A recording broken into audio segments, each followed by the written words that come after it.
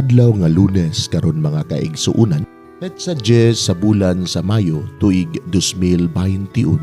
Ang pagbasa kinutlo gikan sa Ebanghelyo sumala ni San Juan, kapitulo 15, bersikulo 26 ngadto sa 27 ug kapitulo 16, bersikulo 1 ngadto sa 4. Si Jesus mingon ngadto sa iyang mga tinud-an, "Muanhi ang magtatabang nga mao ang espiritu nga nagpadayag sa kamatuoran nga gikan sa Amahan. Ipadala ko siya gikan sa Amahan ug magsaksi siya mahitungod kanako.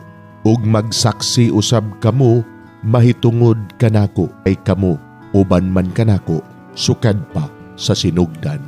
Gisulti ko kini kaninyo aron dili kamo mawad-an sa inyong pagtuo. Hinginlan kamo nila gikan sa mga sinagoga ug moabot ang panahon nga ang magpatay kaninyo magtuo nga nagbuhat siya sa kabubuton sa Dios. Kini ilang buhaton kaninyo kay wala man sila makaila sa Amahan ug kanako.